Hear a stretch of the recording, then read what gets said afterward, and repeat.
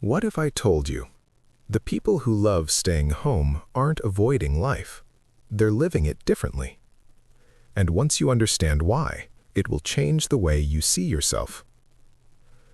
You know that person, the one who says, maybe next time, who chooses pajamas over plans, who feels relief when an evening clears instead of fills. Most people assume they're avoiding something, life, connection, energy. But what if they're not running away at all?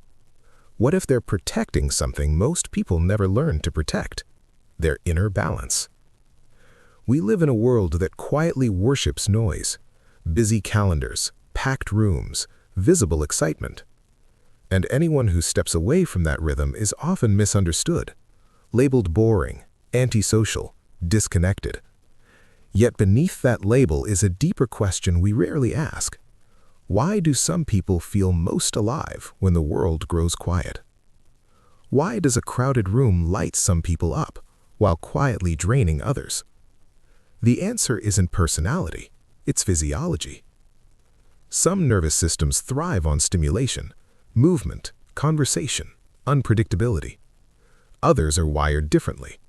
Every sound, every interaction, every shift in tone asks for attention. Even enjoyable moments slowly empty the battery. Home becomes the one place where nothing needs to be performed. No small talk, no adapting to unfamiliar rhythms, no background tension asking to be managed. Just enough stillness for the body to reset. These people aren't withdrawing from life. They're preserving the energy that allows them to show up fully, on their own terms. Why does being at home feel so calming, almost grounding? Because out there, the world is unpredictable. Voices overlap, plans change, conversations drift into small talk that asks for energy but gives little back. For some people, this constant adjustment is exhausting. But at home, something subtle happens. The nervous system relaxes. You control the light, the noise, the pace of the evening. Nothing demands an immediate response. And for those who are highly sensitive or emotionally aware, this isn't a preference, it's a need. Choosing simplicity in a complex world becomes a quiet form of intelligence, because sometimes the most meaningful life doesn't expand outward, it deepens inward. Have you noticed where your clearest thoughts appear? Not in the middle of a conversation, not in a crowded room, but later, when everything finally goes quiet. Solitude isn't doing nothing. It's the space where ideas connect, where patterns reveal themselves, where the mind finally listens to itself. Some of the most profound insights arrive slowly, in a favorite chair, with a warm cup, late at night when there's no one left to impress. The illusion is that stillness stops progress. The truth is quieter. Stillness redirects it. Who decided that a meaningful life had to be visible? Somewhere along the way, presence became performance. Photos replaced moments. Calendars became proof of worth.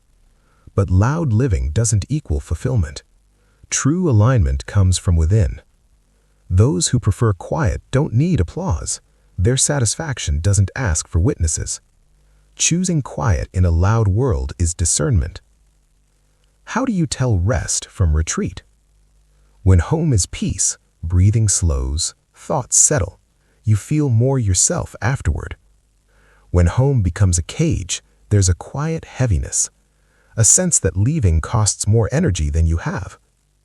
Notice the difference. Are you choosing home because it fills you, or because everything else feels too heavy? Some lives are meant to be loud, others are meant to be deep. If comfort is found in quiet rituals, it doesn't mean your world is small. It means it's intentional. Those who love staying home aren't missing out. They're opting in, to presence over performance, to meaning over momentum. And maybe the richest places aren't crowded at all. They're calm.